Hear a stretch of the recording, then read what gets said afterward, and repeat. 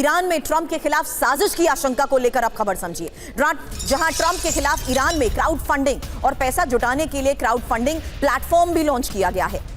Flash report के हवाले से फिलहाल क्या बड़ी खबर सामने आई है और क्यों यह माना जा रहा है कि ट्रंप के खिलाफ ईरान में ये एक साजिश है। हालांकि क्राउड फंडिंग को देखते हुए जिस तरीके से पैसा जुटाने की कोशिश की गई है, बाकायदा इसके लिए प्लेटफॉर्म लॉन्च कर दिया गया है।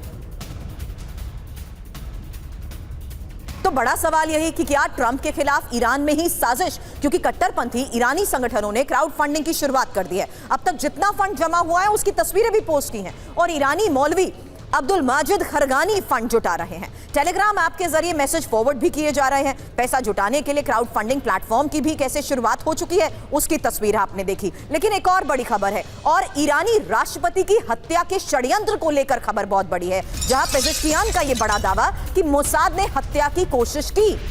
बाल बाल बचे ईरानी राष्ट्रपति। अब खमेनेई जिस तरीके से टारगेट पर रहे हैं उसे देखते हुए अब एक और बड़ा दावा किया जा रहा है ईरानी राष्ट्रपति की हत्या के षड्यंत्र को लेकर। फिलहाल ये क्या बड़ा दावा किया गया है, सुनिए।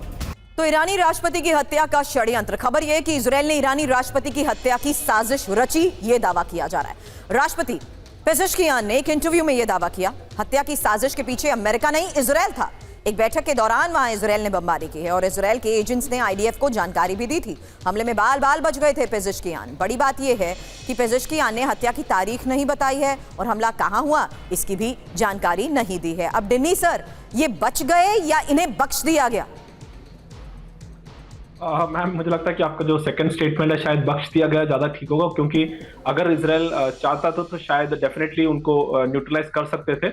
मेरे ख्याल से यहाँ पर एक यूएस का भी एक डेफिनेटली रोल है, क्योंकि हमने देखा था जिस तरह से खमेनी के भी डोनाल्ड ट्रंप ने भी कहा था कि हमें पता है कि आप कहाँ हो और हम चाहते हैं तो आपको विल टेक यू आउट करके इस तरह से एक स्टेटमेंट आया था। तो मेरे ख्याल से यूएस का डेफिनेटली इसमें एक सिग्नेचर नजर आता है कि जहां पर प्रेसिडेंट और जो उनका सुप्रीम लीडर है उनको असैसिनेट करने का परमिशन मेरे ख्याल से इजरायल को नहीं दिया। अगर दिया होता तो मेरे ख्याल से 100% वो उसमें सफल भी होते।